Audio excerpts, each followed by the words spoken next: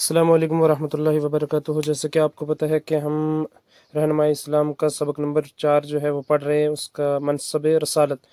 تو منصب رسالت کیا ہوتا ہے؟ رسالت کا مرتبہ، رسول خدا ہونا، رسول کا مقام۔ اور اس کے بعد آتا ہے نبوت اور رسالت۔ تو نبوت اور رسالت کا مطلب ہوتا ہے اللہ تعالیٰ نے اپنے مخلوق کو ہدایت اور رہنمائی دینے کے لیے جن برگزیدہ بندوں کے ذریعے اپنا پیغام حق مخلوق تک پہنچایا، انہیں نبی اور رسول کہتے ہیں، اور ان کے منصب کو نبوت اور رسالت کہا جاتا ہے۔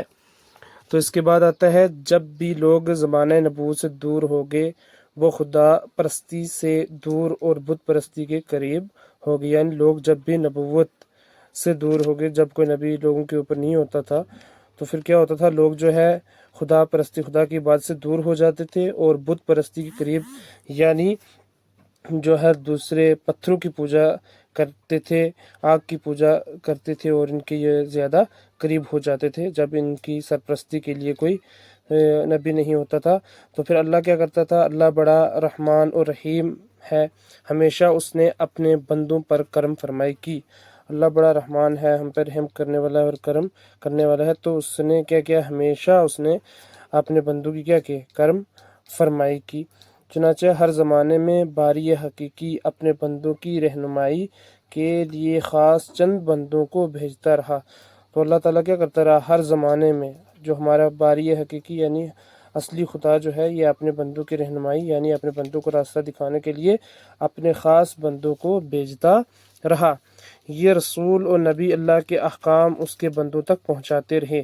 اللہ تعالیٰ نے جو رسول اور نبی جو بھیجے ہیں، یہ کیا کرتے تھے کہ اللہ تعالیٰ کا پیغام جو ہے یہ بندوں تک پہنچاتے رہے۔ انبیاء اللہ کے خصوصی بندے ہوتے ہیں۔ یہ جو انبیاء جتنے بھی ہیں، یہ اللہ کے خصوصی بندے ہوتے ہیں، چنے ہوئے لوگ ہوتے ہیں۔ وہ بڑے پاکیزہ اخلاق کے حامل ہوتے ہیں، یہ بڑے پاکیزہ ہوتے ہیں، بڑے سچے ہوتے ہیں۔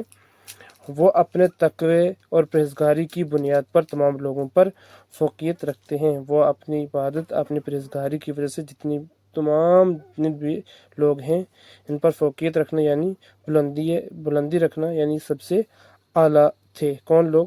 یہ جو انبیاء تھے۔ کس کی وجہ سے؟ اپنی پرہیزگاری کی وجہ سے۔ تو مجھے امید ہے کہ آپ لوگوں کو یہاں تک سمجھ آیا ہوگا، لیکن جو آپ کو سمجھ میں نہیں آیا ہوگا وہ آپ ہمیں بتائیں گے تو ہم انشاءاللہ آپ کو پورا سمجھائیں گے۔